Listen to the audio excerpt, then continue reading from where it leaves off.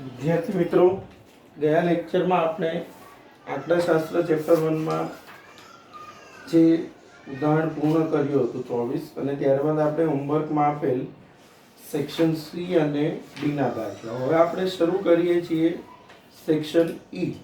હવે જો section E ની અંદર સૌપ્રથમ તો પહેલો જે દાખલો છે સેક્શન ઈ માં, બરાબર છે, એ ગણીશું.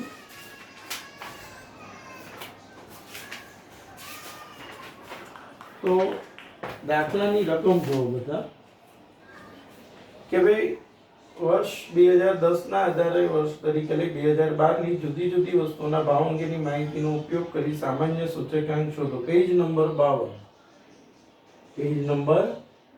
52 સેક્શન ઈ, એમાં પહેલો દાખલો. હવે વસ્તુ A, B, C, D અને E. એકમની કોઈ જરૂર નથી, છતાં લખીએ છીએ. ક્વિન્ટલ, કિગ્રા, ડઝન, મીટર અને લીટર. 2010 ના ભાવ એટલે P0 અને P1 બરાબર છે 110, 120, 50, 70, 40, 60, 80, 90, 20 અને 20. પ્રશ્ન થાય કે દાખલું ગણવું કઈ રીતે? તમે પ્રશ્ન વાંચો. સામાન્ય સૂચકાંક આપણો જ્યારે ચેપ્ટરની શરૂઆત થઈ ત્યારે આપણે દાખલો ગણેલા હતા કે ભાઈ જ્યારે દાખલામાં બે ભાવ આપેલા હોય તો શું કરવાનું. તો સૌ પ્રથમ બે ભાવ આપેલા હોય ત્યારે P1 upon P0. તો શું થશે ગણતરી? P1 upon P0 તો 120 ભાગ્યા 110, પોઈન્ટ પછી 1.0909, પોઈન્ટ પછી ચાર સંખ્યાઓ લખાશે. 70 ભાગ્યા 50, 1.40 એટલે 4000. 60 ભાગ્યા 40, 1.5 કે 5000 ચાલશે. 90 ભાગ્યા 80, 1.125 અને 20 ભાગ્યા 20 એટલે. હવે આનો ટોટલ થશે. જ્યારે બે ભાવ આપેલા હોય ત્યારે શું થશે? P1 upon P0. સૌ પ્રથમ આનું ટોટલ થશે 6.1159. 6.1159. હવે પ્રશ્ન છે સામાન્ય સૂચકાંક. તો સામાન્ય સૂચકાંકનું સૂત્ર આપણે જે શીખેલા, sigma P1 upon P0 upon n ગુણ્યા 100. 6.1159 ભાગ્યા 5 ગુણ્યા 100.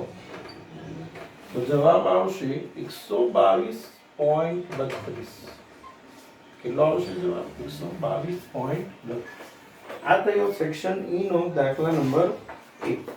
હવે આપણે ગણીએ છીએ સેક્શન ઈ દાખલા નંબર 2. તો જો સેક્શન ઈ માં દાખલા નંબર 2.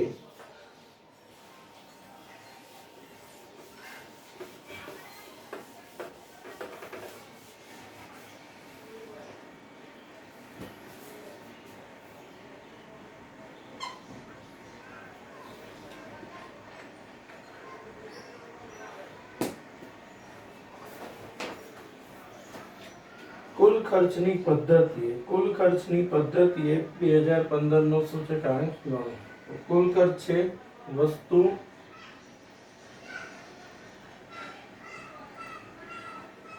અને સીડી છે. 2010 નો ભાવ, જૂનો ભાવ P0, નવો ભાવ P1 અને જથ્થો Q0. P0 માં 10, 30, 40, 14, 42,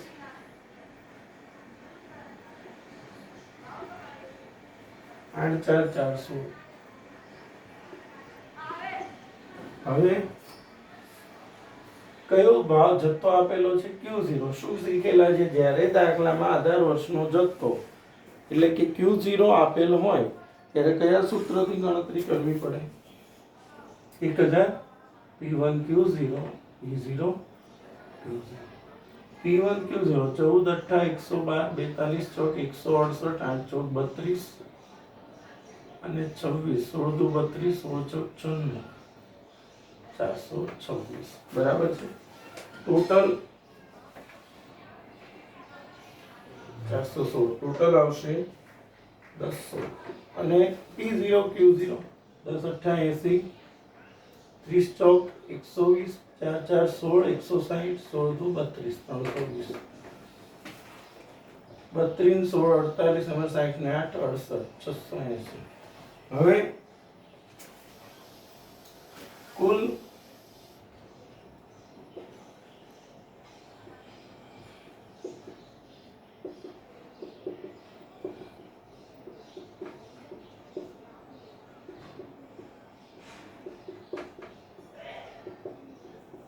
દસ 16 680 ગુણ્યા 100 બરાબર ભાગાકાર કરીશું તો એનો જવાબ આવશે 149.41.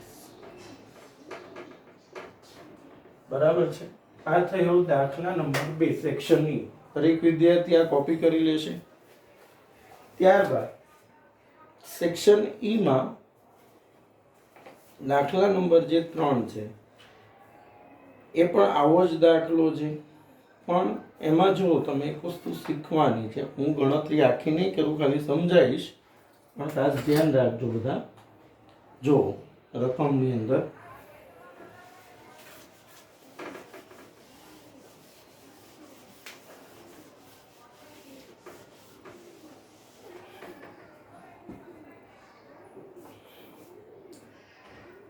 ને આધારે 2014 માટે કુલ ખર્ચની પદ્ધતિએ સૂચકાંક ગણો. ત્રીજો દાખલો તો વસ્તુ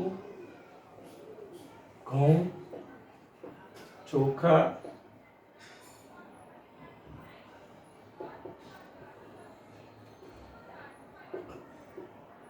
તુવેર. 2014 જો 13 છે એ આધાર વર્ષ છે તો 14 છે અહીંયા, તો એનો જથ્થો વપરાશ તો Q0 Q1 P1 અને P0. આ દાખલાની અંદર આપણને કયો વપરાશ આપેલો છે? ચાલુ વર્ષનો. તો કેટલો છે અહીંયા? 15 10 5 અને 3. P1 24 45 20 અને 90. P0 20 40 16 80 20 40 16 અને 80. હવે દાખલામાં જો કુલ ખર્ચની રીત છે. કુલ ખર્ચ એટલે બે વસ્તુ હોય, કાં તો લાસ્ટ પેયર હોય અથવા તો પાસે. આપણે શું સમજેલા છીએ કે જો આધાર વર્ષનો જથ્થો એટલે કે Q0 હોય તો લાસ્ટ પેયર અને ચાલુ વર્ષનો જથ્થો Q1 હોય તો પાસે આવે. તો આમાં ચાલુ વર્ષનો જથ્થો Q1 છે તો પાસે, તો 1100 PQ 1101 P1 Q1 સૌ પ્રથમ 360 450 100 અને 270. P0 Q1 15 દુ 30 300 480 અને 240. 0 6 ને 5 11 ને 7 18 1 ને 3 4 ને 4 8 ને 1 9 2 11 320 4 ને 3 7 ને 2 9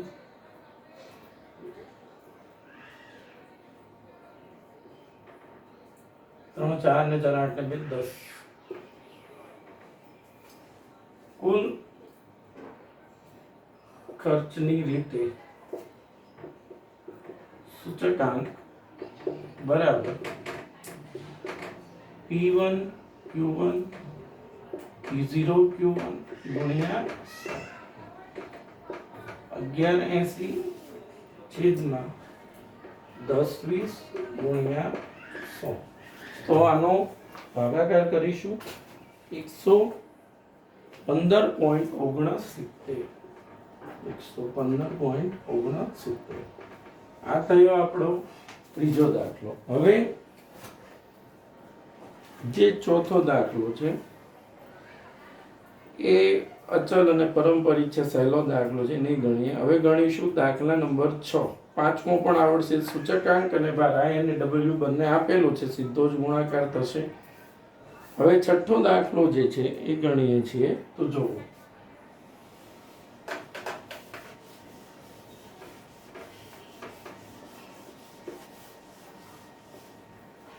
દાખલા નંબર 6. 2010 ના સાપેક્ષમાં 2015 માં ઘઉંના ભાવ 70% વધે છે. ચલો પહેલા તો વસ્તુ બરાબર છે. ઘઉં પ્લસ એટલે વધારો, માઇનસ એટલે ઘટાડો. ઘઉંના ભાવ 70% વધે છે એટલે પ્લસ 70. પછી ચોખાના ભાવ 40% વધે છે તો ચોખામાં પ્લસ 40. બાજરીના ભાવ 25% ઘટે છે તો બાજરીમાં માઇનસ 25. તેલના ભાવ 40% વધે છે તો તેલમાં પ્લસ 40. ઘીના ભાવ 5% ઘટે છે એટલે ઘીમાં માઇનસ 5. હવે આ વધારો ઘટાડો છે એના ઉપર હોય 100 ઉપર, એટલે I બરાબર 170, 140, 75, 140 અને 55. હવે W એટલે મહત્વ. જો ઘી કરતા તેલનું મહત્વ 3 ગણું હોય, ઘી કરતા તેલનું મહત્વ 3 ગણું હોય, તો જો ધારો કે ઘીનું મહત્વ 1 હોય તો તેલનું કેટલું થશે? 3. સમજો, ઘી કરતા તેલનું કોનું વધારે છે? તેલનું. કેટલા ગણું? 3. કોના કરતા? ઘી. તો ઘીનું 1 હોય તો તેલનું 3. તથા ચોખાનું બમણું હોય, ચોખાનું બમણું એટલે 2. ઘઉં અને બાજરી દરેકનું મહત્વ ચોખા કરતા બમણું. ચોખાનું 2 હોય તો ઘઉંનું 4 અને બાજરીનું પણ 4. હવે આપણી પાસે IW છે તો સીધો જ શું થશે એનો ગુણાકાર? IW 17 ચોક 68, 280, 300, 420 અને 95. ટોટલ 14. 0, 5, 8 ને 8 16 ને 2 9 27, 2 ને 6 8 ને 10 3 13 ને 4 17. તો જે પ્રશ્ન હતો વસ્તુના ભાવનો સામાન્ય સૂચકાંક, તો વસ્તુના ભાવનો સૂચકાંક બરાબર sigma IW upon sigma W, 1775 ભાગ્યા 14 બરાબર. તો ભાગાકાર કરીશું.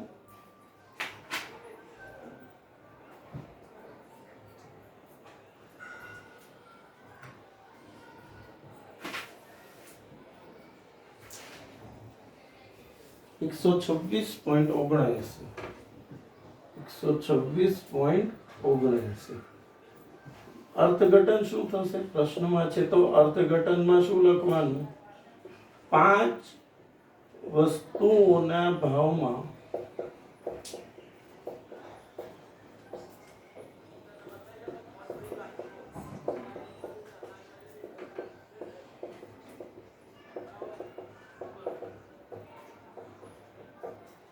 વધારો થયો છે. બરાબર છે. આ થયો દાખલા નંબર 6. અને 7મો પણ આવડશે. છેલ્લું જે આપણે ઉદાહરણ ગણ્યું હતું 23મું, વાસ્તવિક વેતન શોધો અને નાણાંની ખરીદ શક્તિ શોધો. બરાબર છે. એ પણ આવડશે આપણને, છતાં પણ એકવાર એની પ્રેક્ટિસ કરી લઈએ. તો દાખલા નંબર 7.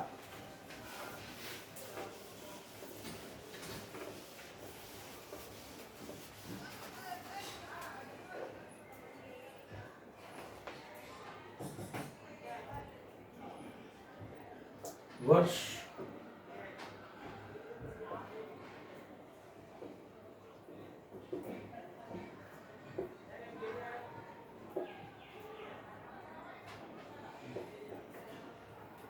વેતન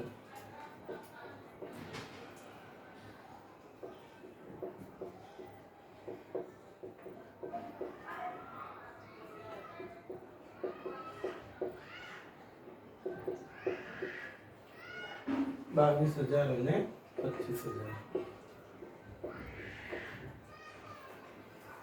જીવન નિર્વાહ ખર્ચનો સૂચકાંક.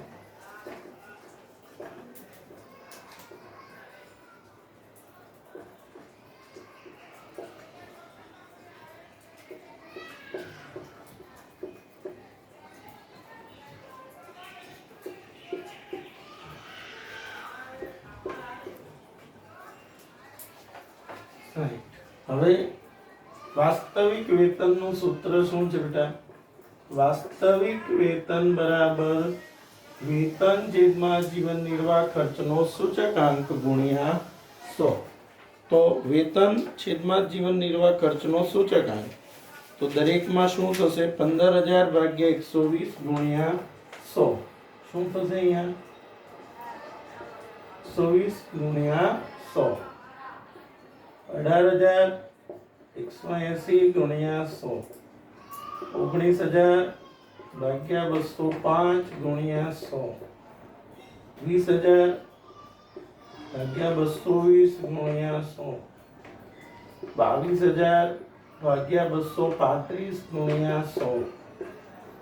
25,000 ભાગ્યા 260 ગુણ્યા 100. તો બરાબર આવશે 12,500. 10,000 9,268.29. 90.91. 9361.70. 9361.70 અને 915.38. બરાબર, આ થયું તમારું વેતન, વાસ્તવિક વેતન. અને પ્રશ્ન છે 2015 માટે નાણાંની ખરીદ શક્તિ. હવે તમે જાણો છો નાણાંની ખરીદ શક્તિનું સૂત્ર. આગળ પણ આપણે દાખલા ગણીએ એમાં આવ્યું છે. નાણાંની ખરીદ શક્તિ બરાબર 1 છેદમાં જીવન નિર્વાહ ખર્ચનો સૂચકાંક ગુણ્યા 100. હવે કયા વર્ષ માટે છે? તો કે 2015. તો સૂચકાંક કેટલો છે? 260. ભાગાકાર થશે 100 ભાગ્યા 260 કરતા આવશે 0.38. આ થઈ નાણાંની ખરીદ શક્તિ. બરાબર છે. અહીંયા સેક્શન ઈ પૂર્ણ થયો અને એફ ની અંદર બધાએ આ દાખલો કોપી કરવાનો છે 7મો. બરાબર છે. સેક્શન એફ ની અંદર બધા દાખલા આપણે ગણવા માટે અગાઉ આપેલા છે. ખાલી હું જે ગણાવું છું એ ખાસ છે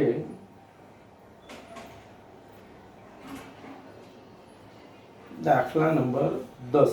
1 થી 9 બધા હોમવર્કમાં છે, છતાંય જો યાદ રાખી લો ફરીવાર.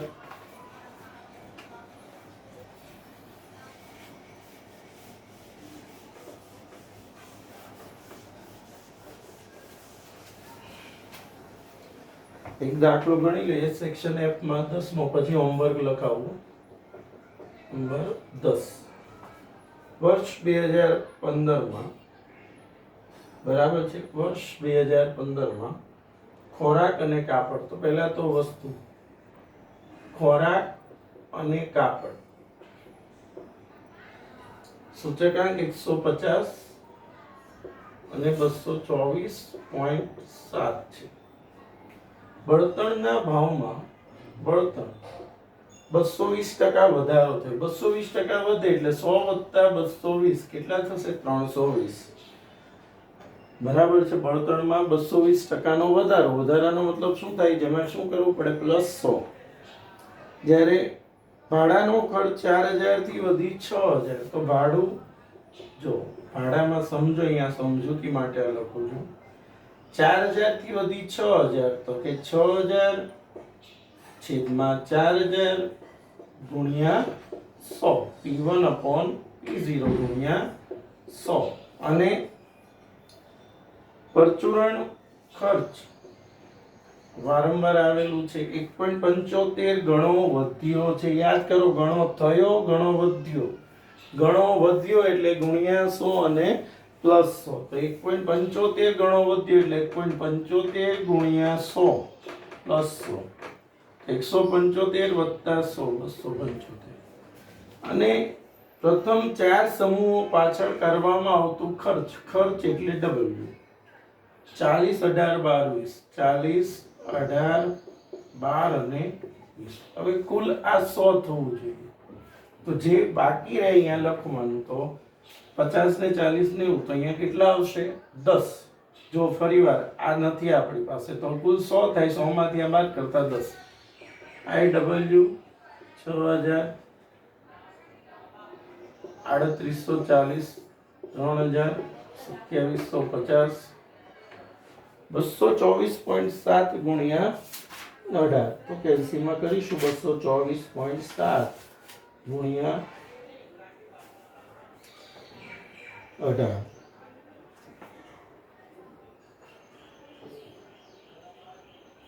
4044.6.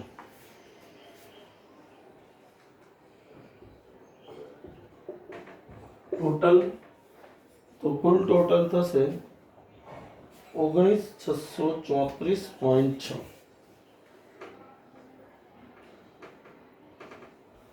બરાબર છે. તો હવે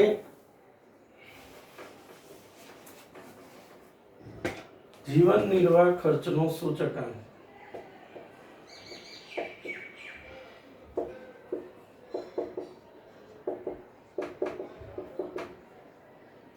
sigma IW upon sigma W 19634.6 upon 100 196.35. બરાબર. અર્થઘટન તો 96.35% વધારો થયો છે. બરાબર. હવે હોમવર્કની વાત કરીએ તો જો અત્યાર સુધીમાં આપણે જેટલું ગણ્યું અને ચેપ્ટર આમ અહીંયા પૂર્ણ થયું, પણ હજી આપણે સેક્શન A અને B ના MCQ અને દાખલા એક બાકી છે, ટૂંકા એટલે MCQ અને 1 માર્કના પ્રશ્નો. હવે હોમવર્કની અંદર ખાસ જો ગયા લેક્ચરમાં સેક્શન C અને D ના દાખલાઓ હતા, આજે જે આપણે સેક્શન E ની અંદર તમને જે દાખલાઓ ગણાવ્યા, બરાબર છે, એમાં પહેલો, બીજો અને ત્રીજો જો હોમવર્કમાં છે તો 4 5. સેક્શન D E માં દાખલા નંબર 4 અને 5, જ્યારે સેક્શન F માં 1 થી 9 અગાઉ પણ આપેલા છે, જે બાકી હોય એ ગણી લેવા. બરાબર છે. આમ અહીંયા આપણું આ પહેલું ચેપ્ટર પૂર્ણ થયું.